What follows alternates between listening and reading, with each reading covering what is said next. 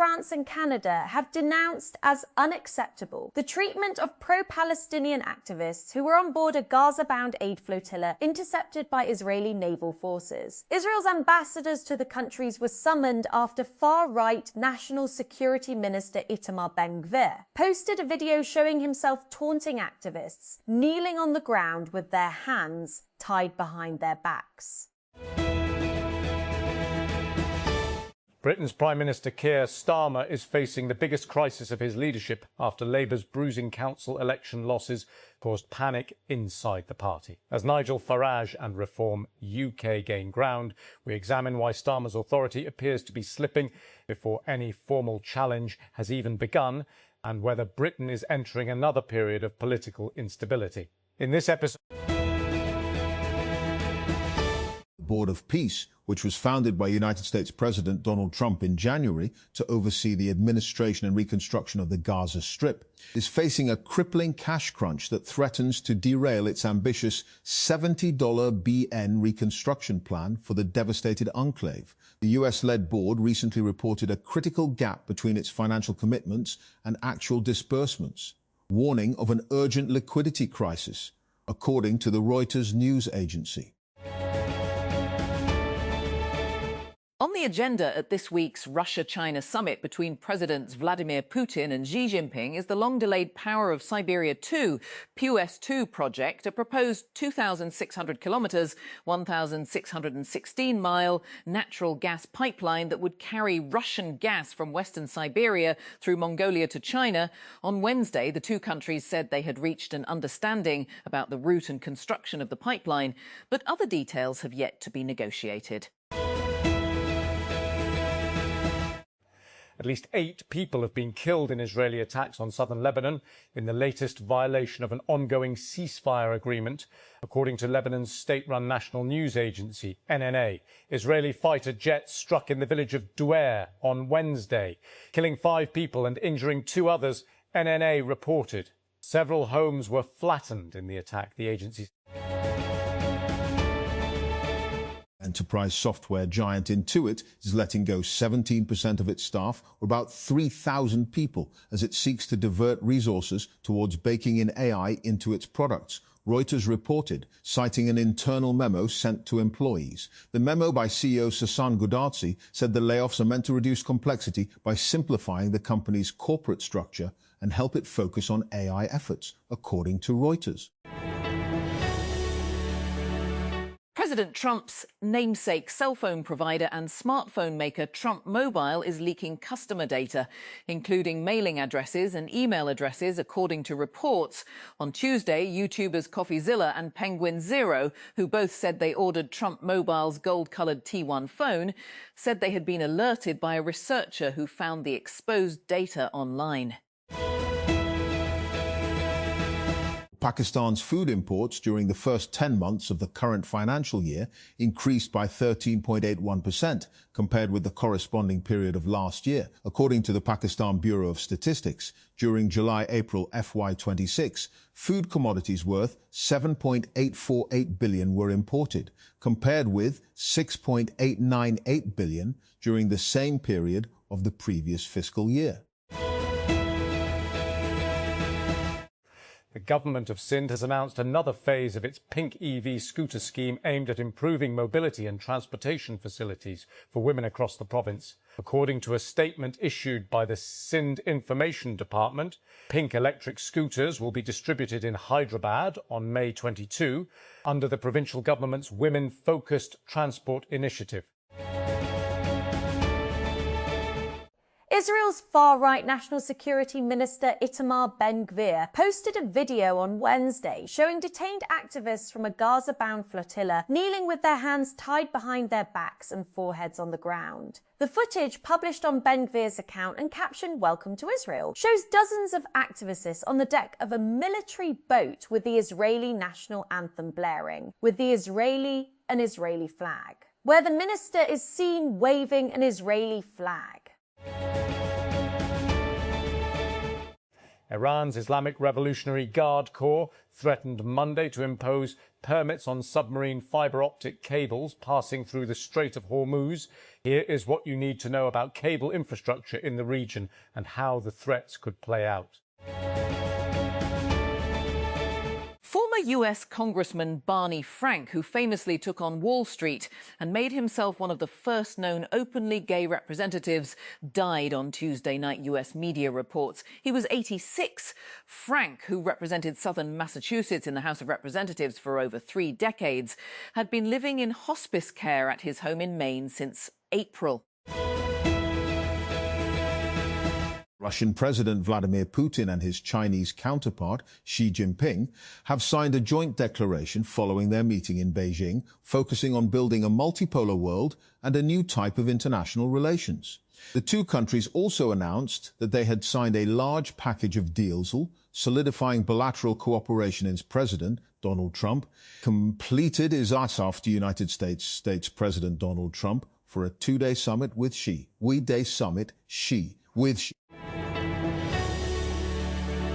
Stability AI, the company behind Stable Diffusion, is releasing a new family of audio models called Stability Audio 3.0. The top model can generate professional-grade music of more than 6 minutes long, the company claimed. The company is releasing 4 new models under the Stable Audio 3.0 name. 459M parameters, small 459M parameters, medium 1.4B parameters, and large 2.7B parameters. The duo of small models is suitable for on-device sound and music generation of up to 2 minutes. Yesterday's big news was Google's plan to blow up its traditional search in favor of an AI-powered experience. But Google isn't the only company planning for the next generation of discoverability. This morning, Bloomberg has news of the Andreessen-backed Exa Labs, which has raised $250 million against a $2.5 billion valuation to go after the same market. And it's part of a wave of startups all chasing AI search, which has quietly become one of the most attractive targets in consumer AI. The Federal Directorate of Education has announced Eid-ul-Azha and summer holidays for educational institutions operating under its ambit in Islamabad. According to an official notification issued on May 20, all institutions working under the Federal Directorate of Education will observe holidays from May 25 to July 31, 2026. Classes will resume on August 3, 2026.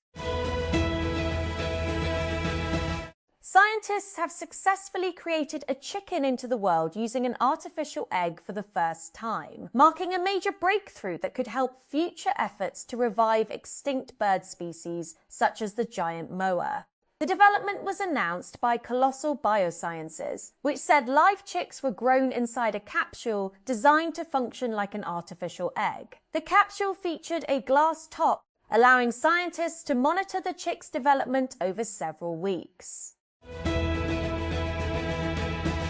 Pakistan Customs has intensified its anti-smuggling campaign nationwide, seizing illegal goods worth $718 billion over the past 2 weeks as part of a coordinated crackdown launched under directives from the federal government and the Federal Board of Revenue, according to the Office of the Chief Collector Customs Enforcement.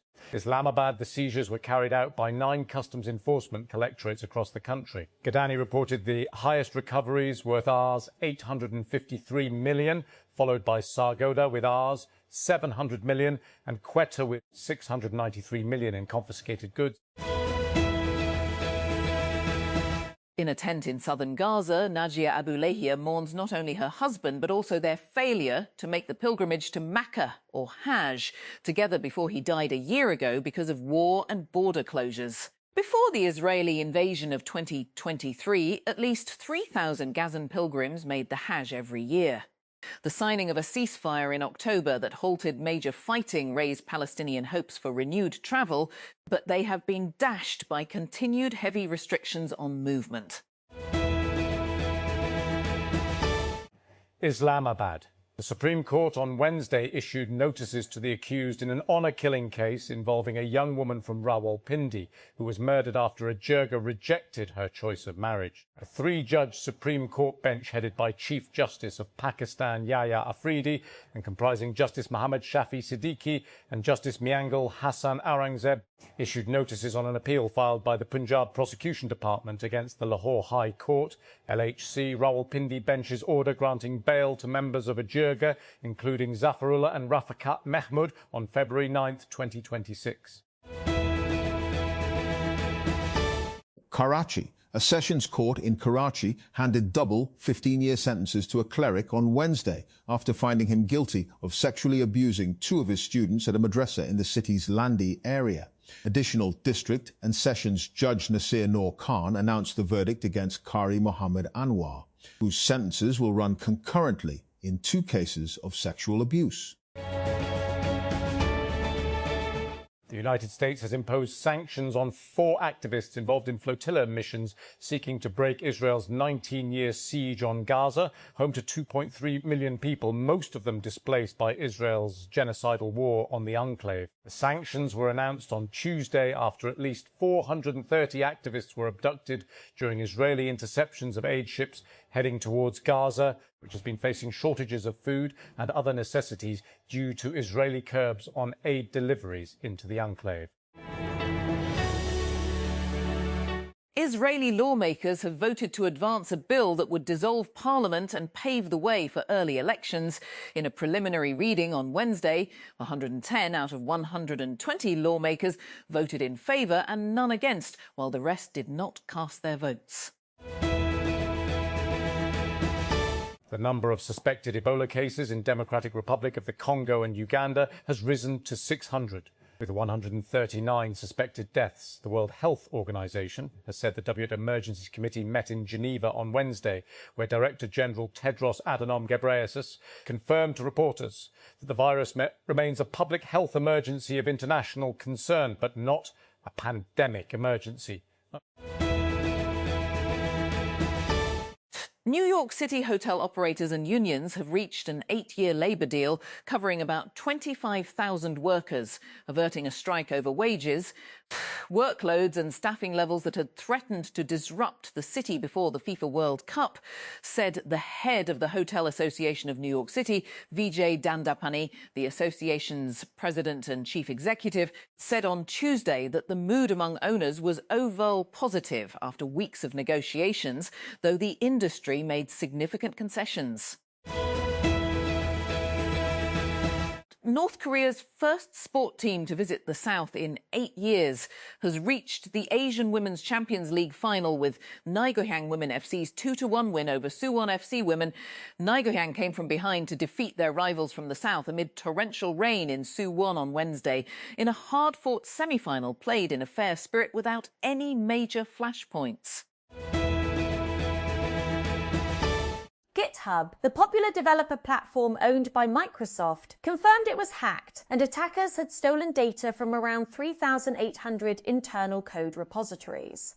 The code hosting and sharing giant said in a series of posts on X that it has no evidence of impact to customer information stored outside of GitHub's internal repositories, but noted its investigation was ongoing. GitHub said it detected and contained a compromise of an employee device involving a poisoned VS Code extension, referring to a plugin for Visual Studio Code, a popular code editor that developers use for programming. Your shot at VC access, global visibility, TechCrunch coverage, and $100,000 in equity-free funding is gone in a week. Battlefield 200 applications close May 27. If you're building a breakout startup or know a founder who is, this is the moment to act.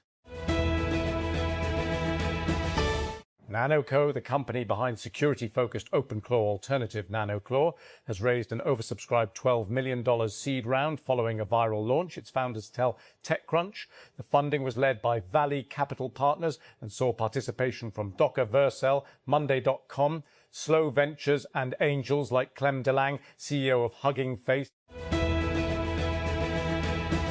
A bill to provide for the constitution and regulation of the Pakistan Water and Power Development Authority Security Force, titled the WAPDA Security Force Bill 2026, was introduced in the National Assembly on Wednesday. The bill was moved by Federal Minister for Water Resources Mohammed Muin Wattu.